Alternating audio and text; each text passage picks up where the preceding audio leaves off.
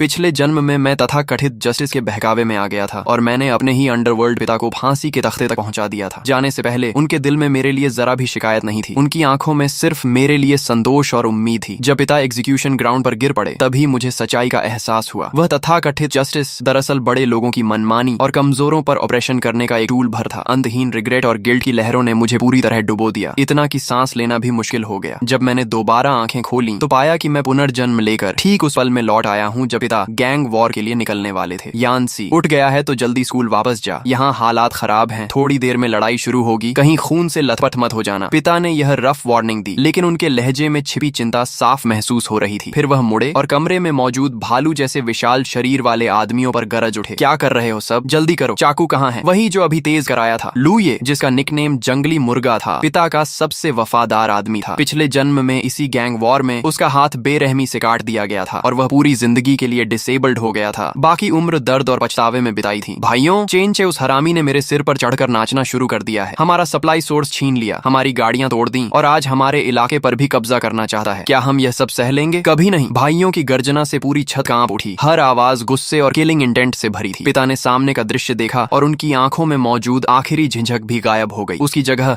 वही क्रूरता और दृढ़ निश्चय लौट आया जो उनकी हड्डियों में बसा था। चूंकि भगवान ने मुझे दोबारा मौका दिया है, पिछले जन्म की ट्रेजेडी दोबारा नहीं होने दूंगा। जैसे ही पिता ने स्टील नाइफ कसकर पकड़ी और आगे बढ़ने वाले थे, मैंने अचानक हाथ बढ़ाकर उनकी कलाई को मजबूती से पकड़ लिया। पकड़ इतनी मजबूत थी कि खुद मुझे भी हैरानी हुई। क्या हुआ बेटा? खर्चे के पैसे कम पड़ गए, किताबों के लिए चाहिए, अभी जल्दी में हूँ। इतना कहकर पिता ने मेरा हाथ झटकना चाहा, लेकिन उन्हें महसूस हुआ कि मेरी पकड़ लोहे की क्लैंप जैसी है। पापा, चाकू नीचे रख दीजिए। कमरे में मौजूद लू यी, लियू फूशेंग और दर्जनों आदमी एकदम स्तब्ध रह गए। सभी जानते थे कि झांग परिवार का बड़ा बेटा हमेशा किताबों में डूबा रहने वाला सीधा सादा लड़का था जो मुर्गा काटे हुए भी नहीं देख सकता था। आज वही अपने पिता को रोक रहा था। क्या बकवास कर रहा है? उस हरामी ने पिछली बार मेरे चेहरे पर पेशाब कर दिया था। अगर उसे सबक नहीं सिखाया तो लिनहाई सिटी में मेरी इज्जत कैसे बचेगी? हाथ छोड़ और यूनिवर्सिटी जा, ये गंदे काम तेरे बस के नहीं है। चाकू नीचे रखिए। समझ नहीं आता क्या? बहुत सिर चढ़ गया है? मैं तेरा बाप हूँ और तू मुझे सिखाएगा? जंगली मुर्गा, युवा मालिक को पकड़कर स्कूल छोड़ाओ। बड़े भतीजे, बात कड़वी है लेकिन सही है, ये नजारा बच्चों के लिए नहीं है। जल्दी निकलो। लू ये आगे बढ़ने ही वाला था कि मेरे शरीर से निकला दबाव उसे वहीं जड़ कर गया। वह एक कदम भी आगे नहीं बढ़ पाया और सांस लेने तक की हिम्मत नहीं हुई। दफा हो जाओ, सिर्फ एक शब्द, लेकिन उसकी ठंडक सर्दियों की बर्फ जैसी थी। कमरे में मौजूद सारे पुराने गैंगस्टर्स तक कांप उठे। झांग यान्सी, तेरा दिमाग खराब हो गया है क्या? मैं ये सब किसके लिए कर रहा हूँ? तेरे लिए ही तो पैसे कमा रहा हूँ ताकि कल को तेरी शादी हो सके, घर खरीद सके। रास्ते से हट जा। पिता गुस्से से फट पड़े और पूरी ताकत लगाकर मेरा हाथ छटक दिया, लेकिन अगले ही पल मैं बिजली की तरह आगे बढ़ा। किसी के प्रतिक्रिया देने से पहले मेरा दायां हाथ आगे निकला और पिता की कलाई को पकड़ लिया। उंगलियां उनकी नस पर इतनी जोर से दब गईं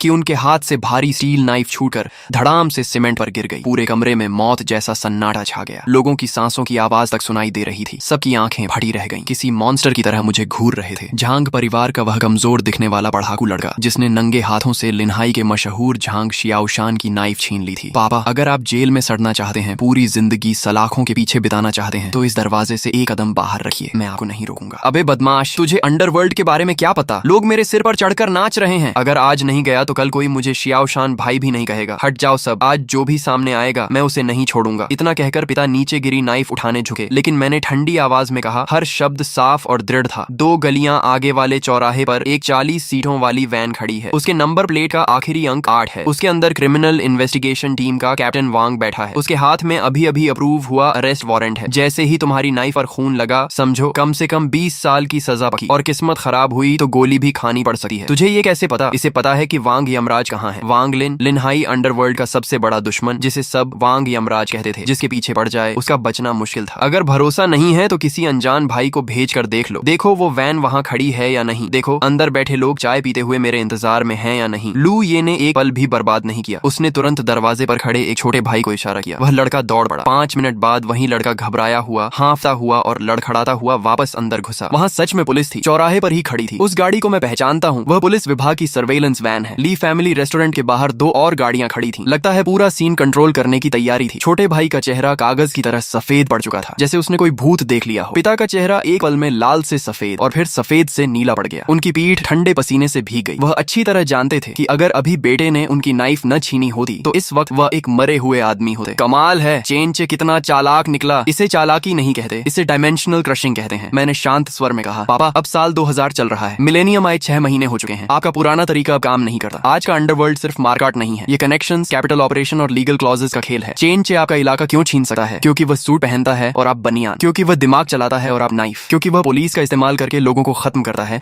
और आप खुद को जेल भिजवाने में लगे रहते हैं। पिता ने दांत भींचे। तो फिर क्या करें? वह खुलेआम मेरे मुंह पर तमाचा मार रहा है। क्या मैं कछुए की तरह सिर छिपा लूं? ये इंसल्ट मैं नहीं सह सकता। पापा, मैं आपका बेटा हूँ। कोई मेरे बाप को परेशान करे तो मैं उससे भी ज्यादा उसे खत्म करना चाहता हूँ, लेकिन तरीका बदलना होगा। 3 दिन, सिर्फ 3 दिन। ये सारे भाई मुझे सौंप दीजिए, कंपनी की सील मुझे दे दीजिए और सब लोग अपनी नाइफ्स फेंक दें। मैं नाइफ नहीं छूऊंगा, गन नहीं उठाऊंगा। सिर्फ 3 दिनों में मैं चेन चे को हमारे घर के दरवाजे पर घुटने टेकने पर मजबूर कर दूंगा। वह कब्जा किया हुआ इलाका खुद लौट आएगा और पैसे भी हाथ जोड़कर वापस देगा। अगर मैं ऐसा न कर पाया तो जिंदगी भर आपके किसी काम में दखल नहीं दूंगा। फिर चाहे आप जेल जाएं, मैं खुद खाना पहुंचाऊंगा। बड़े भतीजे, कहीं पढ़ाई करते करते दिमाग तो खराब नहीं हो गया? चेनचे कोई मामूली आदमी नहीं है। इतनी बड़ी बड़ी बातें मत करो। चुप रहो। पिता ने दहाड़ लगाई। मैं इस बार तुझ पर भरोसा करता हूँ। वैसे भी अगर आज तू न होता तो मैं अभी जेल की कोठरी में बैठा होता। ये जान तूने बचाई है, ये कंपनी भी आखिर तुझे ही देनी है। जो करना है कर, लेकिन बेटा, हमारे पास इन रफ भाइयों के अलावा है ही क्या? तू उसे हराएगा कैसे? यह सुनकर मैं धीरे से मुस्कुराया। उस पल मेरी सभ्य दिखने वाली आंखों में बर्फ जैसी ठंडी क्रूरता उमड़ रही थी। मैं किसी ऐसे जहरीले सांप जैसा लग रहा था जिसने अभी अभी अपने दांत दिखाए हों। एक कल्चर्ड विलन, लेकिन बेहद खतरनाक। ये तो बहुत आसान है। सबसे पहले ये कपड़े बदलो, जाकर सबसे महंगा सूट खरीदो। अगले दिन लिनहाई सिटी के इंटरनेशनल ट्रेड बिल्डिंग में पिता अपनी गर्दन पर बंधी टाई से जूझ रहे थे। उनका चेहरा लाल हो रखा था, पूरा शरीर असहज था और चिड़चिड़ाहट साफ दिख रही थी। धत्त तेरे की, इसमें तो सांस भी नहीं ली जा रही। लियो अंकल, अकाउंट बुक लाइए। युवा मालिक, आप अकाउंट बुक का क्या करेंगे? ये बहुत बोरिंग चीज है, आपको समझ नहीं आएगी। लियो फूशेंग कंपनी का पुराना कर्मचारी था और पिता का सबसे भरोसेमंद स्टीवर्ड भी, लेकिन मैं उससे बेहतर जानता था कि उसके हाथ साफ नहीं थे। वह बेहद डरपोक और मौके पर रंग बदलने वाला आदमी था। पिछले जन्म में वही आखिरी समय पर चेनचे के पक्ष में चला गया था और कई खतरनाक जानकारी उसे दी थी। मैं नहीं पढ़ूंगा, तुम पढ़कर सुनाओ। पिछले महीने का एंटरटेनमेंट एक्सपेंस और अभी खरीदे गए स्टील का बिल। लियो फूशेंग के दिल में घबराहट दौड़ गई, माथे पर पसीना छलक आया। स्टील 10 टन खरीदा गया, प्रति टन 3260, कुल 32,600। लियो अंकल, ये स्टील किस दुकान से खरीदा? मार्केट रेट से 20% ज्यादा है। वो इमरजेंसी ऑर्डर था, इसलिए एक्स्ट्रा चार्ज लगा। अच्छा, आगे पढ़ो। 8 मई, एंटरटेनमेंट एक्सपेंस 50,000। किसकी entertainment? Industry and commerce bureau के कुछ लीडर्स की। कौन से लीडर्स? नाम क्या थे? कहाँ खाना खाया? कौन सी शराब पी? लियो फूशेंग पूरी तरह घबरा गया, हकलाने लगा। आधे घंटे में भी एक शब्द न बोल पाया। ये सब दूसरे भाई लियो ने अरेंज किया था, मुझे ठीक से नहीं पता। अगले ही पल मैंने जोर से अकाउंट बुक पर हाथ मारा। आवाज ज्यादा नहीं थी, लेकिन दबाव ऐसा था कि पूरी मेज कांप उठी। लियो फूशेंग डरकर जमीन पर बैठ गया, उसका चेहरा सफेद पड़ गया। बाहर सिगरेट पी रहे पिता भी चौंक गए, उनके हाथ से सिगरेट लगभग गिर गई। लियो अंकल, यह अकाउंट बुक कूड़े का ढेर है। तुमने कितना पैसा खाया मैं नहीं पूछ रहा, लेकिन ये 50,000 आखिर किसकी जेब में गया? और फेक अकाउंट्स बनाने का आदेश किसने दिया? जवाब देने से पहले अच्छी तरह सोच लो। लियो फूशेंग का चेहरा कागज की तरह सफेद हो गया, होंठ कांपने लगे, ठंडा पसीना चेहरे से बहने लगा। ठीक है, अकाउंट बुक यहीं रहने दो। लियो अंकल, जाकर मुंह धो लो, पूरा पसीना पसीना हो रखा है। क्या हुआ बेटा? हिसाब में गड़बड़ है। पापा, ये कंपनी आज तक सिर्फ आपकी किस्मत के सहारे जिंदा है। चलिए, समय हो गया, चेनचे से मिलने चलते हैं। सच में जाएंगे? हम तो कुछ लेकर भी नहीं जा रहे, मुझे अच्छा नहीं लग रहा। किसने कहा कुछ नहीं ले जा रहे? मैंने अपने ब्रीफ केस से मोटी फाइल निकाली और पिता को थमा दी। पिता ने उसे खोला और उनकी आंखें लगभग बाहर निकल आईं। अंदर चैन फैमिली एंटरटेनमेंट सिटी और डिंगशेंग केटीवी में मौजूद बड़े फायर सेफ्टी वायोलेशंस की इन्वेस्टिगेशन रिपोर्ट थी। साथ ही चैन लॉजिस्टिक्स की 1999 की टैक्स इवेजन डिटेल्स की कॉपीज भी थी। यहाँ तक कि कुछ धुंधली लेकिन साफ पहचानी जा सकने वाली फोटोज भी थी। उनमें चेनचे कई नाबालिग लड़कियों को गले लगाकर प्राइवेट रूम में बैठा था। बेटा, ये सब कहाँ से मिला? चेन फैमिली एंटरटेनमेंट सिटी की फायर सेफ्टी प्रॉब्लम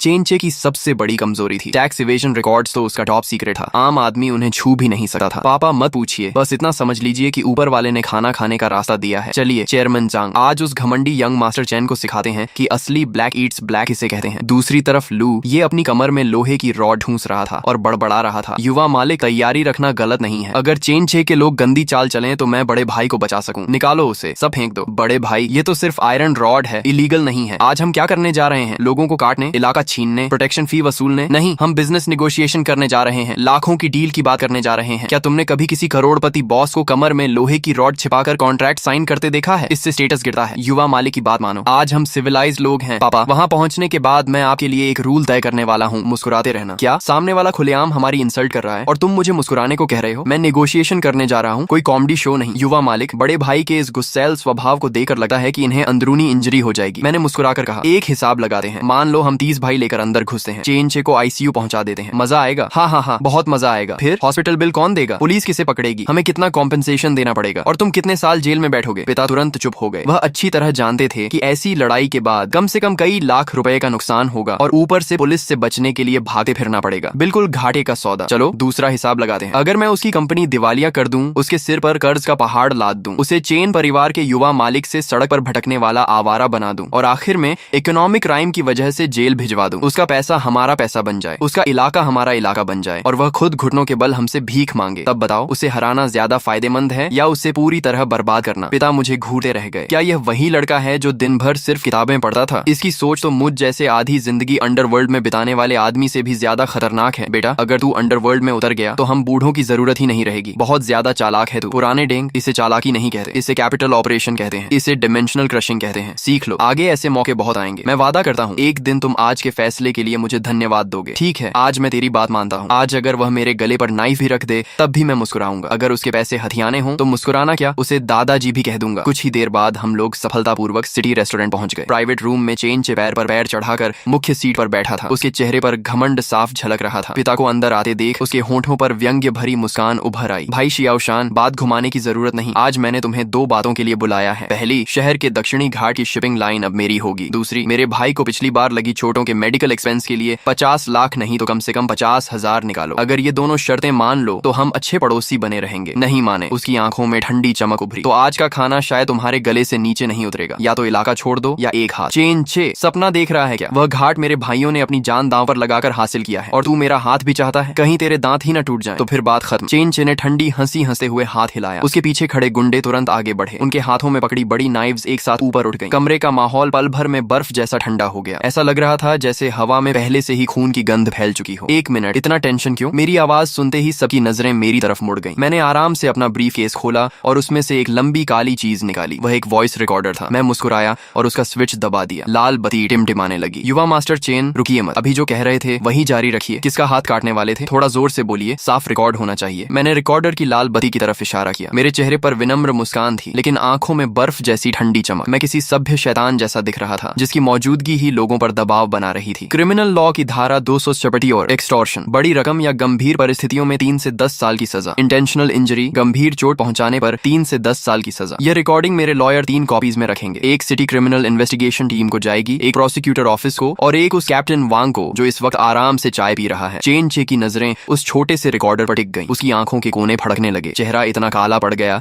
जैसे उससे पानी टपकने लगे। उसकी आंखों में गुस्सा और ह्यूमिलिएशन साफ दिख रही थी। चेन चे पूरी तरह भड़क उठा। धत तेरे की, चालाकी कर रहे हो, ऐसा मत कहिए, ये बिजनेस हैबिट है। तभी अचानक पिता ने जोर से मेज पर हाथ मारा और खड़े हो गए। कौन है जो हिम्मत करेगा? ये मेरी जगह है, इन्हें पकड़ो। लेकिन उनके बोलने से पहले ही मैंने एक हाथ से उनके कंधे को मजबूती से दबाकर उन्हें बैठा दिया। पिता ने मेरा हाथ झटक दिया और गुस्से से बोले, बेटा तुम समझ नहीं रहे हो हालात, ऐसे बैठे रहेंगे तो मर जाएंगे। मैंने शांत आवाज में कहा, पापा आप चेयरमैन हैं। चेयरमैन हाथ नहीं चलाता, दिमाग चलाता है। इतना कहकर मैंने अपनी जेब से एक छोटी लाल किताब निकाली। भारतीय दंड संहिता, क्रिमिनल लॉ। उसका लाल कवर मंद रोशनी में भी चाकू से ज्यादा चमक रहा था। दोस्तों, आईपीसी की धारा 254 के अनुसार किसी भी क्रिमिनल गैंग को ऑर्गेनाइज या लीड करने पर 7 साल से ऊपर की सजा होती है और जो लोग एक्टिवली शामिल हैं उन्हें 3 से 7 साल तक की सजा हो सकती है। अगर अभी तुमने हमला किया तो मेन कल्प्रिट तुम बनोगे, सीधे 7 साल जेल। सोचो, तुम्हारी पत्नी और बच्चे तुम्हारा इंतजार करेंगे, बाल सफेद हो जाएंगे सिर्फ चेन चे के कुछ हजार रुपए के लिए। तुम लोग डरपोक हो गए हो एक स्टूडेंट से। मैंने फिर धीरे से अपना ब्रीफ केस खोला और उसमें से मोटे डॉक्यूमेंट्स का एक हिस्सा बाहर निकाला। सिर्फ टाइटल दिखाया। वो टाइटल ही काफी था चेन चे को हिला देने के लिए। चेन चे, मारपीट में क्या रखा है? चलो बिजनेस की बात करते हैं। Fire safety compliance, tax compliance, और जहां तक मुझे पता है तुम्हारे चेन रेस्टोरेंट का कैश फ्लो इस महीने बहुत खराब चल रहा है। मैं थोड़ा रुका और उसकी तरफ देखा जैसे कोई फंसा हुआ शिकार देख रहा हो। अगर ये फाइल्स म्यूनिसिपल ऑफिस और टैक्स ब्यूरो तक पहुंच गईं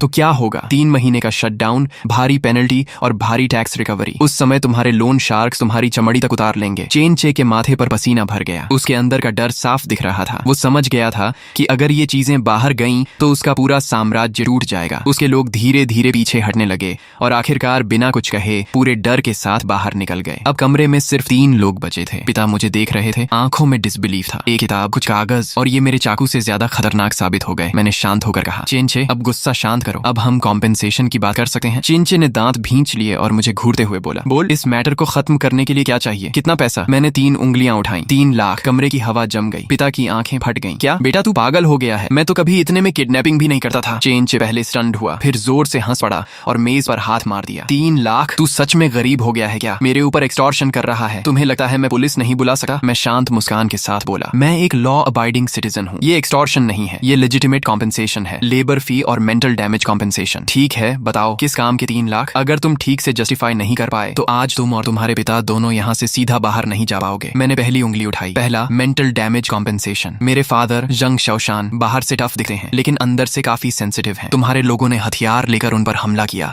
जिससे उन्हें सीरियस साइकोलॉजिकल ट्रॉमा हुआ है। अब उनके हाथ कांप रहे हैं। पिता ने तुरंत समझकर हल्का सा कांपने का नाटक भी कर दिया। इसलिए ये नुकसान 1 लाख। एक बुजुर्ग की मेंटल हेल्थ पर 1 लाख खर्च करना ज्यादा है क्या? हाँ नहीं, चेन से दहाड़ा। ये क्या है? कोई किसी पहाड़ का डाकू है क्या? दूसरा खर्च, लेबर फी। मैंने शांत आवाज में कहा, मैं एक टॉप लॉ यूनिवर्सिटी का स्टूडेंट हूँ, मेरा टाइम बहुत वैल्यूबल है। तुम्हारे इस छोटे से मामले की वजह से मेरा पूरा एक दिन वेस्ट हुआ। मेरे कंसल्टिंग फी और नाइट ओवर टाइम जोड़कर 50 लाख बनते हैं। तू लूट रहा है क्या? रुको, अब भी असली बड़ा हिस्सा बाकी है। थर्ड, बिजनेस सीक्रेसी फी। मैंने आगे कहा, इस अकाउंट बुक में पिछले 5 साल के चेन फैमिली के सारे टैक्स इवेजन, ब्राइबरी रिकॉर्ड्स और मनी लॉन्ड्रिंग ट्रांजैक्शंस हैं। अगर ये सिटी इकोनॉमिक इन्वेस्टिगेशन डिपार्टमेंट के टेबल पर पहुंच गए तो तुम्हारे पिता चेन जनहाई को कितने साल जेल में रहना पड़ेगा? या फिर तुम सोचते हो कि चेन फैमिली का स्टॉक मार्केट इतने गिरावट झेल पाएगा? चेन चे का चेहरा एकदम सफेद पड़ गया। उसकी सारी एरोगेंस जैसे ठंडे पानी से धुल गई हो। वह कांपती आवाज में बोला, ये तुम्हारे पास कैसे आया? ये इंपॉर्टेंट नहीं है। इंपॉर्टेंट ये है कि तुम्हारे पास कितना समय बचा है। मैंने घड़ी देखी, अब रात के 9:55 बज रहे हैं। मेरा private lawyer city investigation bureau से 500 मीटर दूर कैफे में बैठा है। अगर 5 मिनट में मैंने उसे कॉल नहीं किया तो वह ओरिजिनल यूएसबी और कंप्लेंट सीधे गवर्नमेंट मेल बॉक्स में डाल देगा। मैंने ठंडी नजर से कहा, तुम्हारे पास 5 मिनट है। 3 लाख देकर अपनी जिंदगी बचाओ या चेन फैमिली को साथ लेकर खत्म हो जाओ, फैसला तुम्हारा है। पिता बगल में फुसफुसाए, बेटा हमारे पास लॉयर कब से है? गांव का वो 2 कुत्ता तो अभी कंस्ट्रक्शन साइट पर काम कर रहा था। पापा चुप रहो, ये माइंड गेम है। समय धीरे धीरे बीतने लगा। चेन चे की शर्ट पसीने से पूरी भीग चुकी थी। उसकी मेंटल डिफेंस टूट रही थी। अब बस 1 मिनट बचा है। लगता है चेन शाओ बहुत स्ट्रांग है। पापा चलो पुलिस स्टेशन चलते हैं, कंप्लेंट दर्ज करवा देते हैं। ठीक है, मुझे भी लगा था ये लोग पैसे नहीं देंगे। हम दोनों उठकर धीरे धीरे दरवाजे की तरफ बढ़े। रुको, चेन चे घबरा गया। इतनी जल्दी क्या है? ठीक है। कमरे में सन्नाटा छा गया। मैंने बिना किसी घबराहट के एक मोटी फाइल निकालकर उसके सामने फेंक दी। ऊपर लिखा था एसेट ट्रांसफर अग्रीमेंट। चेन चे का हाथ रुक गया। ये क्या है? आप स्मार्ट आदमी हैं चेन शाओ। 3 लाख की सेटलमेंट को लीगल बनाना होगा। मैं इलीगल एक्सटॉर्शन नहीं करता, इसीलिए इसे बिजनेस डील में बदलना होगा। मैंने फाइल खोली और पॉइंटेड किया। इस डील का सब्जेक्ट है वेस्ट सिटी का अबैंडन्ड स्टोन मार्केट, जो मेरे फादर की कंपनी के नाम पर है। वो जगह किसी कुत्ते को भी पसंद नहीं, लेकिन अब मैं उसे 3 लाख में चेन गुरु को बेच रहा हूँ। तुम मुझे मजबूर करके खरीदवा रहे हो। वो जमीन 3 लाख की नहीं है। जमीन की वैल्यू नहीं, चेन शाओ की फ्रीडम की वैल्यू ज्यादा है। और ये फाइल तुम्हारे पूरे काले कारोबार की गारंटी है। चेन चे समझ गया कि वह ट्रैप में फंस चुका है। अगर साइन किया तो भी फंस गया, नहीं किया तो भी खत्म। उसने दांत भींचे। तुमने मुझे अंडर एस्टिमेट किया था। तुम अपने उस गैंगस्टर बाप से भी ज्यादा खतरनाक हो। थैंक्स। मैंने शांत होकर कहा, साइन करो, मेरा लॉयर अभी टाइम देख रहा है। 9:08 बज चुके हैं। चेन चे कांप गया। उसने पेन उठाया और फाइल पर साइन कर दिया, स्टैंप लगा दिया। फिर गुस्से में 3 लाख का चेक मेज पर फेंक दिया। पैसे लो और निकल जाओ। Pleasure doing business chain Shao. मैंने मुस्कुराकर कहा, ये लैंड फ्यूचर में बहुत वैल्यूएबल होगी। आपने अच्छा इन्वेस्टमेंट किया है। हम दोनों बाहर निकल आए। कॉरिडोर में पिता अचानक मेरे हाथ पकड़कर बोले, बेटा ये सच में खत्म हो गया। 3 लाख मिल गए, वो जमीन भी बेच दी। हाँ, लीगल डील है। पिता हका बका रह गए। मैंने जिंदगी में लोगों के गले पर नाइफ रखकर भी इतने पैसे नहीं लिए। तूने तो एक कागज से कमाल कर दिया। मैंने शांत होकर कहा, ये शुरुआत है पापा। पिता बोले, लेकिन वो अकाउंट बुक की कॉपी। मैंने हल्की मुस्कान दी। किसने कहा वो फेक थी? पिता चौंक गए। मतलब वो सच में थी? मैंने बस इतना कहा, सच और झूठ दोनों वक्त पर काम आते हैं। आधा सच आधा झूठ ही सबसे खतरनाक होता है। उस वेरिफिकेशन फाइल की पहली 10 पेजेस सच थी, बाकी सब पिछले कुछ सालों की हमारी नॉर्मल ग्रोसरी ट्रांजैक्शंस थी। जब तक वो समझेगा तब तक हमारा सफाई वाला प्लान पूरा हो चुका होगा। हम ज़ोंबी रेस्टोरेंट से बाहर निकले ही थे कि लू ये तुरंत आगे आया। युवा मालिक, क्या हुआ? नाइफ चली क्या? मैंने देखा था चेन फैमिली का लड़का 10-20 बॉडीगार्ड्स लेकर आया था। अगर लड़ाई होती तो मेरी गाड़ी के पीछे रखी स्टील रॉड्स शायद कम पड़ जाती। पिता कुछ नहीं बोले, जैसे बिजली गिरने के बाद लकड़ी का ठूंठ बन गए हो। मैंने हल्की मुस्कान के साथ वो हल्की सी चेक निकालकर लूये को दे दी। 3 लाख। क्या? लूये की आवाज फट गई। उसकी आंखें बाहर आने को हो गई, जैसे किसी ने गला पकड़ लिया हो। बड़े भतीजे, तुमने चेंचे की तिजोरी ही उड़ा दी। फिर मैंने पिता की तरफ देखा। पापा, पहले आप लोग जब 30-40 भाइयों के साथ इलाका लेने जाते थे और 3-4 बार कटने के बाद भी लड़ाई करते थे तो आखिर में कितना मिलता था? पिता कुछ देर सोच में पड़ गए। उस लड़ाई में शायद 800 रुपए मिले थे। फिर उन्होंने याद करते हुए कहा, या शायद 1000, क्योंकि मैं लीडर था इसलिए मुझे 200 ज्यादा मिले थे। पूरी जान दांव पर लगा दी, खून बहाया और बदले में सिर्फ 800 रुपए मिले। अगर